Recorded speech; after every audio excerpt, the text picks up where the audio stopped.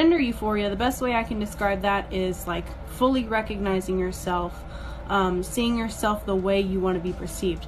So like a lot of people, when they get top surgery for the first time, they're going to feel a lot of gender euphoria because they're seeing themselves, as they want to be perceived. So for people like me who want to be perceived as more of a thing than a person, doing stuff like this, intense makeup or clown makeup, like that's obviously going to make me feel gender euphoria because I feel like myself, I feel like I recognize myself. I just made pronoun bracelets and I would like to explain them. This one stands for he, him, so green and blue, more masculine colors, I guess. This one stands for she, her, so pink and purple, more feminine color. And then this one stands for they, them, and it's yellow and orange, which are like gender neutral colors. Bullshit. When I wear this one, it means that I just go by they, them. When I wear these two together, it means I go by she, them. When I wear these together, it means I go by he, them. When I wear all of them, it means that I go by all pronouns. And when I wear these together, it means that I go by she, him. I'm gonna wear them all right now because I go by all pronouns right now. My pronoun, preference has changed 3 times today. This does not happen very often with me, but I'm wearing all 3 right now. Hi, Benji here, and this is why calling women females is a microaggression. Microaggressions are indirect forms of discrimination with implied negative connotations that are usually directed at members of societally marginalized groups. They're a powerful discriminatory force that reinforce societal prejudices. Females refers to the sex of animals that produce eggs, whilst only humans can be women. Therefore, referring to women as females carries an implication that is objectifying and dehumanizing. We also live in a patriarchal society where men hold power over women, and we don't typically refer to men as males in common conversation. Therefore, the use of the term females, especially from men, reinforces patriarchy and the systemic subordination of women. This doesn't mean that every man who refers to a woman as a female is sexist, but it's important that we carefully consider the impact of our words as they have power. Bye. Where'd you put your balls? Shelby, where are your balls? This shit's not funny. Where'd you put your balls? Hello, I'm Blue of Trans Education, and I'm here to talk about emoji pronouns. Emoji pronouns is when somebody uses one or more emojis as a pronoun. These are meant for strictly online use, as you can probably imagine. With the increasingly online world, this makes perfect sense. Story time. This has been my first year in preschool with a class of my own, teaching alongside another queer neurodivergent educator, and we have been rocking our Tuesday class. We've been talking about gender and skin color and consent and empathy and our bodies and autonomy. It's been fabulous. But our teaching team is shifting and a new person is being onboarded, someone with many years of experience. So today at the lunch table, when the topic of gender and genitals came up, one of our students plainly looked up and said, "Well, I'm a girl today, but I know that teacher Co isn't. No, they're NB." And the look on the incoming teacher's face was priceless.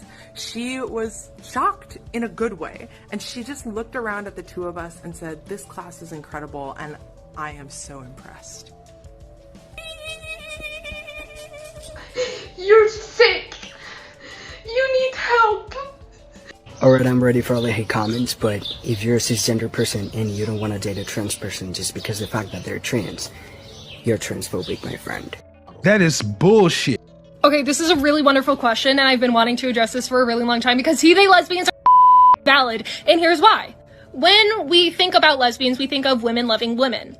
And a lot of us are taught that only women can be lesbians. But actually, if you look at the definitions of all of the lines in the lesbian flag, there is a place for gender nonconforming and non-binary people. And a lot of the people who use he, they pronouns identify as non-binary, which does not inherently make them men. Like, take me for example, I used to identify as a lesbian. I don't anymore, but I used to for a very long time. And, I really enjoy masculine adjectives for myself, like king or, whatever. But that doesn't mean that I feel like a man, like a masculine man on the inside. I still very much identify with not fitting into the gender binary, even though I use binary terms.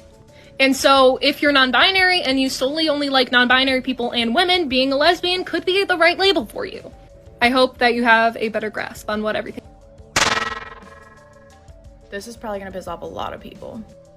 But a relationship between a man and a woman is inherently unequal. And that goes for any relationship where someone is deciding to date their oppressor. Just like all white people have racism brainwashed into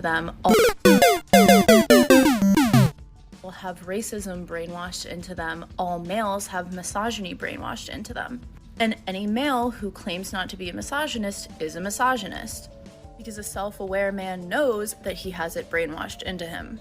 And any time that a woman decides to be in a relationship with a man, she's making a sacrifice and a commitment knowing that she's dating her oppressor. Almost all women have sexual trauma and emotional abuse trauma, literally just from society. And she's taking a risk in being with you and making a commitment to help you undo your brainwashing. Now, of course, I'm not saying that people shouldn't date the opposite gender, but a lack of awareness can cause problems. Say what? Trying this again because I keep running out of time and fucking up. I keep forgetting I can't say certain words on here, so let's try this. Mostly I feel feminine or non-binary. Today I'm feeling really femme and cat-like as well. Yeah. But I also feel masculine, mostly boyish. I don't ever really want a woohoo. I'm proud to have a hoo-ha. Hoo-ha. But I also, sometimes want to take these guys off, but other times I'm happy to have them. I love to play with them. I love them. Other days I want to tape them down. I'm running out of time, but yeah, I go through stages of feeling feminine, non-binary, and sometimes boyish. Okay, TikTok, I cannot stress this enough. Do you know how hard it is to pack clothing for a several day trip when you are gender fluid? It's like trying to predict the freaking future. Okay, it's not easy. You have to try and guess, hey, am I gonna be a boy most of the days here, or a girl, or just a fart in the wind? Fart, blob, whatever. Gender fluidism is tricky. You can be a girl at the starting of the day, and then at lunchtime you can be a boy. Like, it's weird. Okay, it's weird. In a good way, but it's difficult. All my fellow gender fluid peeps out there, I'm sorry for our clothing crisis we have each and every single day of our lives. Peace.